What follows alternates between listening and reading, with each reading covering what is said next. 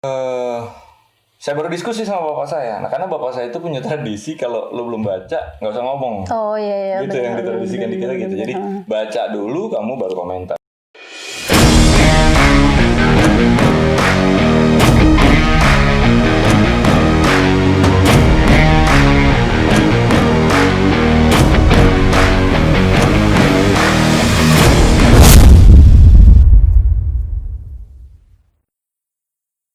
Halo Sobat Muskitnas, bertemu lagi dengan kami di acara Ngopi di Museum. Hari ini bersama saya Titis. Tema kita pada hari ini adalah peran pers dalam perjuangan dan melawan penindasan. Sudah bersama dengan kita dua orang narasumber kita hari ini, yaitu ada Dr. Zaim Ukhrawi. Beliau adalah seorang jurnalis yang juga sudah aktif dari tahun 1983. Kemudian sekarang menjabat sebagai Ketua Yayasan Karakter Pancasila. Kemudian narasumber kita yang kedua ada Mas Oki Tirto yang merupakan Direktur Eksekutif Tirto Institute, lembaga yang merupakan bagian dari Yayasan Raden Mas Tirto Adisuryo dan juga dosen di Universitas Nahdlatul Ulama. Tulisan menjadi senjata dalam menanamkan kesadaran tentang kondisi masyarakat Hindia Belanda. Hal ini juga yang menyebabkan pemerintah kolonial yang anti kritik melakukan berbagai cara untuk menghentikan dengan cara menangkap tokoh-tokoh yang vokal menentang pemerintah kolonial. Berbicara tentang pers dalam perjuangan melawan penindasan, tentu tidak bisa dilepaskan dengan tokoh-tokoh pergerakan nasional yang aktif menyuarakan penentangan tersebut. Karena melalui tulisan-tulisan, semangat nasionalisme semakin tersebar ke berbagai penjuru di wilayah Hindia Belanda. Tirto Adisuryo, Bapak Pers Nasional, terkenal memiliki tulisan yang sangat tajam dalam mengkritik pejabat maupun pemerintah kolonial pada waktu itu. Hingga beliau pernah diasingkan setidaknya 2 kali, yaitu di Teluk Betung Lampung dan juga ke Pulau Bacan di Maluku. Menyinggung masalah mengenai Tirto Adisuryo, saya ingin bertanya terlebih dahulu kepada Mas Oki. Beliau adalah cicit dari Tirto Adisuryo. Bisa diceritakan, Mas, bagaimana sosok seorang Tirto Adisuryo di mata keluarga? Kalau saya sendiri ya, sebetulnya baru mengenal figur Buyut itu. Figur Tirto Adisuryo itu justru ketika kuliah ya. Karena kan ketika kuliah itu kemudian teman-teman mahasiswa, kemudian senior-senior bahas bukunya Pram ya pada saat itu kan di kalangan mahasiswa itu gitu loh. Jadi justru kami memulainya dari sang pemula pada saat itu. Dan itu pun fotokopian. Oh iya, anak itu kan mahasiswa. Belum banyak. Belum boleh belum ada cetak ulang ya waktu itu, belum tren kayak sekarang gitu. Nah, terus ya udah kita pakai fotokopian segala macam, ada apa adanya ya kita baca.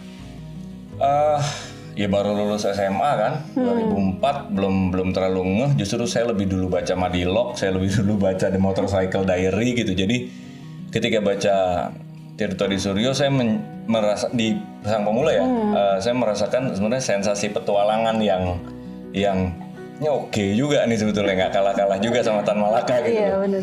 Nah, setelah baca itu baru saya tanya ke bapak saya gitu, ini buku ini bukannya yang fotonya di rumah nih.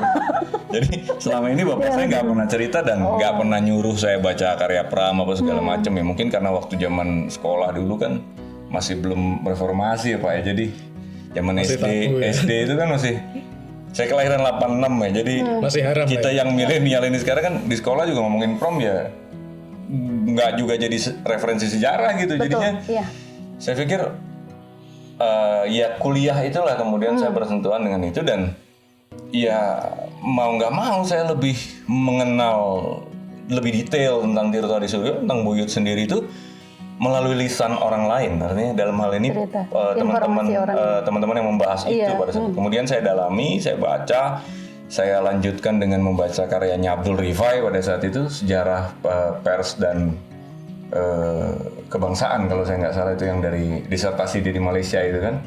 Kemudian ada beberapa buku lain yang kemudian menjadi materi pelengkap ya, kayak Takashi Shiraishi dan lain-lain gitu. Nah, kebetulan ketemunya sama komunitas yang memang ambience-nya seneng baca gitu, jadinya ya beruntung aja sebetulnya. Pada saat itu saya belum tertarik sama sastra, karena bagi saya ini kan bohong-bohongan ya, fiksi ya, jadi bener nggak sih? gitu loh. Terus saya pindah kuliah waktu itu ke Ciputat ya, pindah kuliah ke UIN di ilmu politik. Nah di Ciputat ini kemudian saya terjerumus dalam kajian filsafat semakin dalam, dan bagi saya enggak lah, fiksi kayaknya gue nggak punya waktu buat baca novel gitu kan. Pada saat itu ya teman-teman ada yang baca Tolstoy ya, Anna Karenina dan lain-lain. Saya nggak tertarik gitu, karena bagi saya ya tetap Madilog, kemudian buku-buku filsafat ya, Burtons dan lain-lain itu lebih, Bertrand Russell gitu, itu lebih menarik gitu. Itu pada saat itu, sampai pada akhirnya saya mungkin salah pergaulan gitu kan, main sama seniman segala macam ya, quote and quote salah gaul gitu ya. Saya mulai bersentuhan dengan karya Pram pada saat itu. Karena saya penasaran juga, karena versi fiksinya dari Tirto ini gimana sih gitu, saya mau baca. Ternyata keren gitu. Dan belakangan saya baru mempelajari ada yang namanya realisme, ada yang namanya realisme sosialis, ada yang kemudian Gorky dan lain-lain. Saya mulai mempelajari tentang, karena ada titik temu ya antara filsafat sama sastra gitu kan, dalam estetika gitu. Jadi saya mulai lebih dalam di situ. Wah ini keren juga gitu deh, bahwa ada zeitgeist zaman yang bisa ditangkap melalui karya sastra, yang kemudian belakangan melalui teori yang berkembang dalam teori sejarah juga kita bisa tahu bahwa sastra juga punya tempat, karya-karya seni punya tempat untuk mempertimbangkan zeitgeist atau zaman gitu ya. Misalnya nouvelle histoire, misalnya aliran yang kemudian neo-historisisme yang kemudian berkembang belakangan kan juga memberi ruang pada sastra gitu. Udah makin jadi saya baca sastra.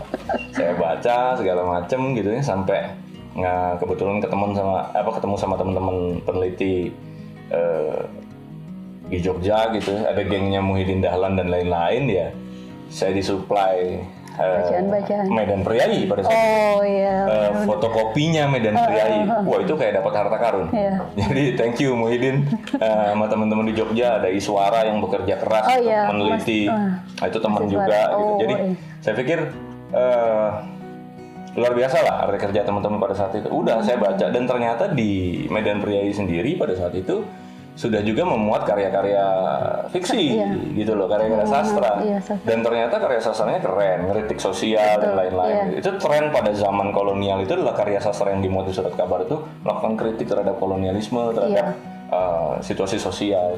Sama kayak Max Havelaar itu kan seperti itu juga. Nah akhirnya ya melalui itulah kemudian kita lebih mengenal, saya pribadi ya lebih mengenal kakek buyut. Iya, jadi ya kita berhutang sejarah pada Pram sebetulnya.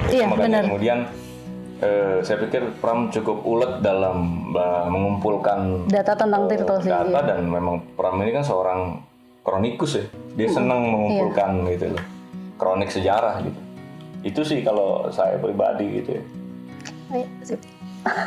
Jadi sebenarnya kalau Mas Oki malah kenalnya bukan dari keluarga langsung ya. Maksudnya bukan cerita dari ayah, itu bukan, tapi tahu dari luar lingkup keluarga. Awalnya itu karena memang ya mungkin nggak dibahas juga pada saat itu kan, sosok kan apapun yang attach ke Pram itu kan terus langsung gitu asumsinya ke sana gitu. Jadi mungkin almarhum bapak juga tahu bahwa saya itu kalau udah di-trigger dengan bacaan gitu, nanti makin jadi jiwa pemberontaknya gitu. Jadi ya sudah. Nah, tapi setelah saya sudah mulai baca Sang Pemula dan bukunya Abdul Rifai, bukan Abdul Rifai, Ahmad Adam, Sejarah Awal Pers dan Kebangkitan Kesadaran Kebangsaan. Itu disertasi dia di Malaysia kalau saya nggak salah. Nah, saya baru diskusi sama bapak saya. Nah, karena bapak saya itu punya tradisi kalau lo belum baca nggak usah ngomong. Gitu yang ditradisikan di kita gitu. Jadi baca dulu kamu baru komentar, baca dulu baru ngomong. Nah, itu yang akhirnya setelah saya baca saya baru berani buka omongan. gitu tentang buyut ini gitu. Jadi saya pikir ya udah sih, tapi itu tradisi yang baik juga sih. Karena sekarang banyak orang ngomong tapi nggak mau baca. Bener ya, itu sih. Yang bikin kebijakan nggak mau baca juga banyak sih. Terserah sih ini mau dikat apa enggak. Tirto saat itu pernah kuliah di Stovia tapi tidak menyelesaikan sekolahnya di Stovia, justru lebih sibuk dengan persnya, di bidang pers. Pak Zaim kan juga udah jurnalis, saya menyebutnya boleh nggak sih jurnalis senior? Asal jangan jurnalis tua. Enggak senior. Jurnalis kolonial. Ya, pers itu kan sangat penting sekali dalam entah itu zaman dulu ataupun sampai sekarang ya. Nah, perkembangan pers kalau dibandingkan dengan zaman Hindia Belanda dengan zaman ketika Pak Zaim turun di bidang jurnalistik itu seperti apa sih gitu? Wah, itu pertanyaannya berat itu. Bandingin sesuatu yang berbeda sekali. Ya. Tetapi saya tertarik dengan Mbak Titi sampaikan tadi kan. Ketika menyampaikan bahwa Tirto Adi Suryo sempat kuliah di Stovia dan ketika kita bicara pers pergerakan masa-masa itu kan saya memang kebayang ini selalu di kepala saya Stovia. Dan justru orang-orang Stovia lah, terutama orang-orang Stovia yang drop out ini. Iya, betul. Suwardi itu juga yang paling banyak bikin masalah dan kemudian terjun ke pers. Tadi sudah diawali Medan Priayi sebagai pers pertama yang dibangun oleh orang Indonesia. Kalau yang berbahasa Indonesia sudah ada ya. Artinya sebelumnya di tahun 1850-an kan sudah ada Bintang Timur di Surabaya, kemudian yang tidak menggunakan bahasa Belanda ya, ada Bro Martani di Solo pada 1955 dan sebagainya gitu. Tetapi ketika kita bicara yang oleh orang Indonesia sendiri ya tadi Medan Priayi itu. Nah itu satu tonggak. Dan tadi disebutkan bahwa mantan Stovia, ada beberapa nama yang mantan Stovia, baik yang drop out maupun yang lulus, yang menjadi kunci betul di pergerakan nasional itu. Terutama adalah si Suwardi Suryaningrat ya, yang kita kenal dengan Dewantara. Kemudian yang saya juga punya kedekatan rada khusus lagi itu Abdul Muiz. Abdul Muiz juga sempat kuliah di Stovia kan? Yang kemudian dia drop out dan sempat kemudian bekerja di lembaganya yang dipimpin oleh Abendanon gitu kan, tapi nggak tahan karena dia menjadi pribumi satu-satunya yang menjadi tekan dan sebagainya. Akhirnya dia keluar dan dia kemudian menjadi wartawan juga. Nah, sempat menjadi redaktur di sini, kemudian ke Bandung gitu kan. Dan dalam kasus Abdul Muiz saya menjadi rada dekat karena beliau selain sebagai wartawan dia kemudian lari ke sastra kan, dan sastra dan membangun balai pustaka. Dan saya sempat memimpin balai pustaka, jadi ada sedikit perasaan. Jadi kita punya pengalaman ketersesatan yang sama. ada perasaan yang dekat. Tapi saya yang mencermati betul. Kalau sosok favorit saya betul itu Dewantara. Jadi karena orang itu bahasa Jawanya nggak mawai, tahu bahasa Indonesia ya? Nggak meyakinkan gitu kan? Secara look kayaknya enggak gitu. Kayaknya enggak ya. Kecil, diem, hitam gitu kan. Hati-hati Pak, body shaming ntar jatuhnya. Enggak, itu keterangan. Enggak, itu mewakili saya, jadi nggak apa-apa. Boleh. Itu mewakili saya. Saya dan dia dipandang rendah oleh semua. Gitu. Kemudian ada seorang yang penting sekali, yakni Dawes Dekker ya. Dawes Dekker yang Eugene. Nah, yang kemudian menjadi Setiabudi dan Dirja itu. Nah, dia keluar, dia dokter. Ya, tidak seperti Dewantara, tidak seperti Abdul Muiz, dia dokter beneran, tetapi dia memilih kemudian membuat media, yakni The Express di Bandung. Dan disitulah kemudian Dewantara gitu, yang waktu itu mengeluarkan tulisan Andai Aku Seorang Belanda. Dan ketika dia menulis itu gitu, semua orang menduga ini enggak deh. Iya, secara gaya bahasa dia seperti bukan Suwardi, tapi lebih ke Cipto. Jadi, yang frontal sekali gitu. Cipto kan keras. Sementara si Dewantara ini kok orangnya santun. Betul, gini, kok nulis gini, jangan-jangan ini. Tetapi 3 serangkai melalui The Express ini, dan kemudian Abdul Muiz juga bergabung di sana gitu. Ini menjadi pemberontakan yang luar biasa. Dan awal dari penggunaan kata Indonesia itu juga dilakukan lewat pers. Iya, betul. Ketika Dewantara dibuang ke Belanda. Dan kemudian dia membuat Indonesia Pers Bureau. Iya, benar. Jadi pertama kali digunakan kata Indonesia. Kata-kata Jadi Indonesia. saya kira luar biasa. Jadi kalau dibandingkan pers dunia sekarang dengan ini ya tantangannya berbeda ya. Tetapi risikonya berbeda sekali. sekarang kita tidak harus berkarya yang sangat serius, kita mungkin bisa eksis juga gitu.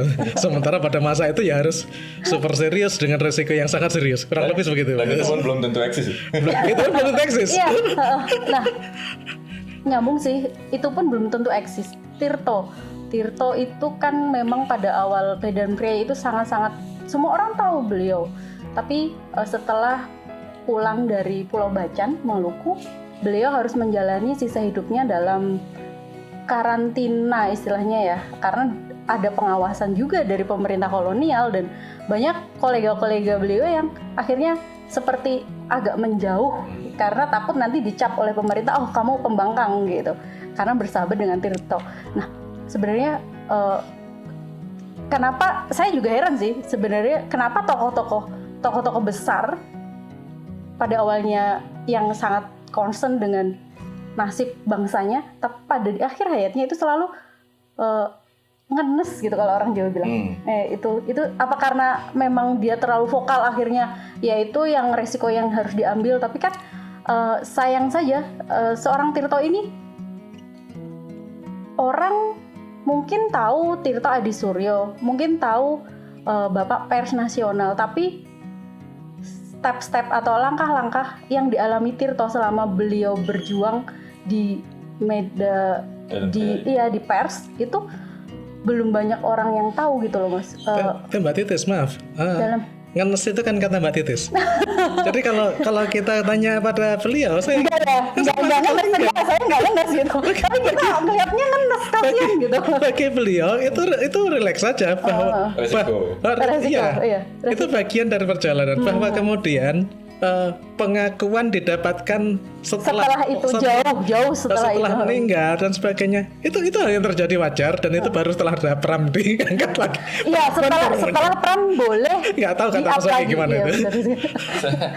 Saya pikir nggak tahu ya, kalau di dunia selebritas kan orang berkarya sedemikian rupa itu belakangan apalagi ada award ya, kemudian dengan kesadaran kemudian melakukan kerja-kerja kreatif gitu. Tapi zaman dulu mana ada awardnya gitu loh, malah dipanggil ke di sidang ada pengadilan gitu. Jadi ada kesadaran lain sebetulnya yang bukan personal gitu ya, kesadaran yang bukan award gitu. Jadi saya ngelihat kalau karena kita bicara pers dan peran pers dalam pergerakan gitu. Jadi saya pikir gini ya, pers itu kan hanya medium aja Mas ya, salah satu medium. Betul. Medium lainnya adalah kemudian organisasi. Jadi juga nggak sangat tepat kalau kita kemudian mengglorifikasi bahwa pers is everything dan lain-lain itu nggak juga, karena dia nggak bisa bergerak sendirian juga. Dia ini saling melengkapi lah kira-kira. Dia salah satu medium. Sebagaimana juga misalnya dalam era Wali Songo misalnya mediumnya tembang, tembangnya Popo Dandang Gulo misalnya, kayak gitu-gitu mediumnya. Nah, pada zamannya kemudian pers mendapatkan ruang karena ada revolusi teknologi, gitu kan. Kalau kita lihat di Eropa misalnya Gutenberg mengubah gitu kan Eropa. Kemudian bagaimana di kolonial, kemudian di tanah jajahan nih, di tanah koloni pada saat itu, bagaimana kemudian kehadiran mesin cetak yang baru kemudian kayaknya kalau nggak salah seabad telat penggunaannya gitu kan, baru digunakan oleh gereja, kemudian jadi stadsblad, jadi advertensi, perjalanan begitu tuh, informasi, iklan, lembaran negara, informasi, iklan, terus belakangan baru ada muatan politik. Nah, di eranya Medan Priayi 1907 ini adalah momentum ketika Tirto menggunakan medium pers kemudian untuk menginterpelasi orang kira-kira bahwa kita nih nggak baik-baik aja nih keadaan kita nih. Ada problem gitu. Ada orang di daerah sana yang di bahasa sekarang itu dizolimi gitu. Ada yang diperlakukan tidak adil dan seterusnya. Mulai dari kasus tukang pindang kalau ditulis Pram itu kan, di pedagang pasar itu segala macam. Dan bukan hanya diberitakan, tapi Medan Priai juga melakukan advokasi. Itu yang kemudian menjadi pembeda sebetulnya. Dia bukan hanya memberikan informasi, tapi juga memberikan advokasi. Nah, selain kritik-kritiknya terhadap kebijakan publik yang dilakukan oleh pemerintah kolonial pada saat itu, dan kritiknya terbuka dilakukan. Betul. Tapi yang luar biasa menurut saya, di zaman itu sudah terpikir untuk membuat satu rubrik surat pembaca itu Mas ya? Gitu loh. Surat kiriman pada saat itu rubriknya namanya. Jadi orang bisa bebas mengirimkan tulisannya. Bukan itu poinnya, tapi mereka menciptakan space untuk kemudian satu dengan dengan yang lain berkomunikasi. That's the point gitu loh. Jadi kalau masalah mungkin enggak, tapi ini kalau kita pakai pendekatannya ruang ya. Jadi dia menciptakan satu space yang pada saat ini mungkin kita bilang biasa aja gitu kan orang. Iya, karena kita sudah di era sekarang. Pada saat kalau kita bicaranya dengan diskursus zaman itu something gitu. Jadi gila, orang dikasih ruang untuk saling diskusi yang orang satu sama lain itu nggak kenal gitu. Betul, iya. Ini kan medium komunikasi yang luar biasa menurut saya. Nah, kenapa kemudian dia berterima dan kenapa di kalangan priai? Yang pertama karena kalangan priai yang punya akses buat baca tulis. Betul. Terus buat punya duit buat sekolah beli surat kabar kan mesti beli itu kan. Dan nggak kayak sekarang kita nih nggak pernah nyari koran gitu. Berita nyari kita ya Mas. Iya, betul. Itu pun nggak modal, kadang-kadang attach wifi gitu loh. Jadi berita nyari kita. Zaman itu adalah zaman dimana orang sangat ingin tahu update terbaru dari dunianya. Begitu juga dari dunia luar. Keren banget kalau kita ngerti apa yang lagi update di Eropa kira-kira gitu. Jadi nah itu menurut saya yang kemudian menjadi ZK zaman itu. Sehingga kenapa surat kabar dapat tempat? Imagine bahwa saat itu kira-kira sama seperti sekarang TikTok dapat tempat. Iya. Mungkin kita melihatnya remeh, tapi TikTok ini medium komunikasi yang luar biasa. Betul. Bagaimana orang ngebajak ke electionnya, ya kan, kampanyenya Amerika dan itu pakai itu gitu. Nah, pada zaman itu keberterimaannya kira-kira kayak gitu. Jadi lagi happening nih koran gitu, lagi happening itu. Nah, kemudian itu yang kemudian membuat Tirto memutuskan 1910 Medan Priai berubah jadi harian. Dan tirasnya sampai 2000 eksemplar pada zaman itu. 1900 awal. Mas Zaim nih yang ngerti nih, tiras 2000 zaman itu tuh kira-kira gimana? Berapa kalau sekarang jadi berapa gitu? Sekarang pun susah loh. Apalagi sekarang udah ada digital ya Pak ya. Ada satu hal ya yang menarik memang, yang membedakan betul era masanya ya. Zaman dulu seorang tokoh pergerakan, jurnalis, advokat, intelektual itu menyatu dalam diri seseorang. Jadi tokoh-tokoh itu ya dia pemikir, dia tokoh pergerakan, dia politisi, dia penulis, dia wartawan, multi talent, segala macamnya dipikirkan semua. Itu yang paling membedakan. Sehingga kalau kita melihat seluruh tokoh pergerakan kita pada bangsa itu, ya pasti menggunakan pers. Iya. Dan mereka semua penulis, mereka kolumnis, bahkan mereka wartawan, mereka juga penulis kronik dan sebagainya. Itu seluruhnya. Jadi kalau kita lihat tidak lama setelah Medan Priai muncul, setelah itu sekitar tahun belasan gitu, itu banyak sekali media. Jadi itu kalau dihitung barangkali sudah ada puluhan. Dan kita nggak menduga semula akan muncul Jakarta, muncul Surabaya, Semarang, Jogja, Bandung. Tetapi ternyata itu masuk ke daerah-daerah. Kalau dicatat lagi Gorontalo ada, Celebes ada, Sibolga gitu. Kita aja sekarang nggak tahu Sibolga itu di mana persisnya. Itu ada gitu media itu. Kemudian ketika Bandung muncul namanya bahasa Sunda ya, Sora Mardika di Bandung. Itu kemudian Garut nggak mau kalah, bikin Sora Rakyat Merdeka, gitu misalkan itu. Di Cianjur Tirto bikin Sunda Berita. Di Cianjur ya. Jadi sampai ketika itu. Iya, kayak seperti efek domino ya Pak. Betul. Ini. Saya kaget bahkan di kota kecil yang sekarang pun nggak banyak orang nyebut ya, di Purworejo itu lahir serius, yakni Suara Kaum Buruh gitu. Dari namanya saja sudah. Iya, itu sangat spesifik, sangat mengarah ke sana. Jadi ini besar kemungkinan ini tokohnya ada Suryo Pranoto. Oh iya. Raja Mogok. Kenapa? Temannya Parto Atmojo. Raja Mogok. Si Raja Mogok. Raja Mogok. Jadi kakaknya Dewantoro. Jadi dahsyatnya banget pergerakan pada saat dan semua menggunakan media. Jadi memang nggak bisa dipisahkan dengan pers. Iya, betul. Iya. Jadi saling memang keterkaitan. Kalau saya lihat itu. Jadi kalau dibilang kenapa kemudian akhir hayatnya Tirto diperlakukan seperti itu, saya pikir ya memang operasi intelijen kolonial dan sebagaimana catatan oleh intelijen kolonial pada saat itu, karena dia justru setelah meninggal ya, setelah Marco menulis catatan, kemudian dikeluarkanlah catatan bahwa menurut catatan intelijen Belanda, salah satu jurnalis yang paling berbahaya pada era itu sudah wafat. Jadi artinya Tirto. Iya. Gitu. Benar. Itu sih sebetulnya alasannya kenapa dia dikerjain oleh operasi intelijen. Iya. Oke. Ternyata waktunya sudah disuruh cut, Mbak. Oh iya, baik. Sebenarnya iya, konklusi untuk saat ini ya, kita coba relevansikan dengan masa sekarang. Media saat ini, entah itu media massa elektronik ataupun yang cetak. Kalau cetak mungkin hanya tinggal beberapa ya yang masih ini, tapi kebanyakan yang elektronik memang memiliki peran yang sangat besar terhadap informasi atau apapun kejadian yang terjadi di sebuah wilayah atau di Indonesia lah ya, di wilayah kita. Nah, berarti tinggal kitanya yang pintar-pintar untuk menyaring ini yang beneran, yang berbobot, isinya itu yang mana, iya kan Pak? Dulu hoax juga ada dulu. Iya, makanya sekarang makin masalahnya. Jadi gitu. Mungkin ada apa ya? Sedikit ini sih dari Mas Oki ataupun Pak Zaim menyikapi.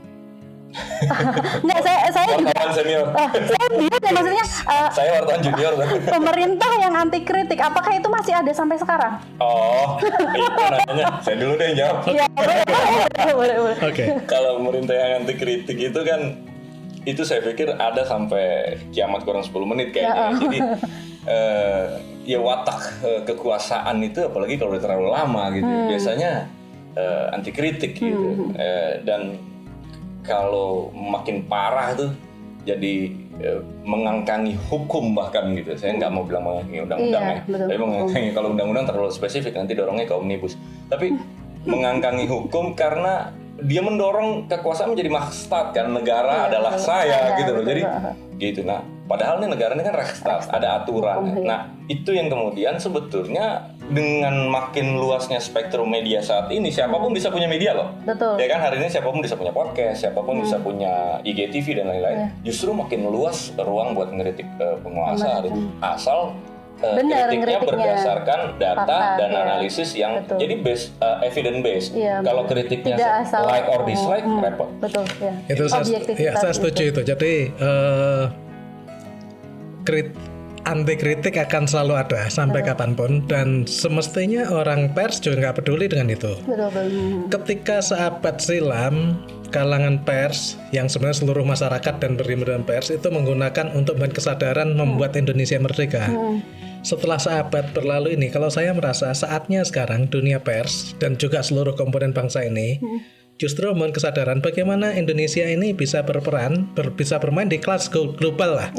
Jadi itu tataran ke sana, dan kita semakin tertinggal oleh saudara-saudara kita yang kemarin di bawah kita gitu. Saatnya kita menjadi pemain global serius, menjadi bangsa global, menjadi warga global. Itu yang harus dibangun terutama oleh generasinya Mas Oki ini. Wah, ngasih PR. Itu bedanya wartawan senior sama wartawan junior. Kalau generasi saya sudah lewat. Bapak berarti monitoring. Ya kan Mas? Steering committee. Mungkin ini ya bukan ungkapan sih, tapi lebih kayak semacam penggambaran ketika berhubungan dengan pers atau media atau apa, menulislah maka suaramu akan lebih nyaring terdengar. Ya bukan. Menulis dalam artian apapun itu yang berdasarkan fakta dan sebagainya. Kalau mau kritik dan sebagainya, ya lewat tulisan, tapi jangan asal nulis gitu. Iya kan? Baik, terima kasih Mas Oki, Pak Zaim, terima kasih. Sama-sama. Baik Sobat Muskitnas, sampai di sini dulu acara Ngopi di Museum kita hari ini. Sampai bertemu lagi di acara Ngopi di Museum selanjutnya. Oh ya, Ngopi di Museum ini bisa Sobat Muskitnas dengarkan di Spotify, namanya Ngopi di Museum. Kemudian juga bisa Sobat Muskitnas lihat di kanal YouTube Museum Kebangkitan Nasional.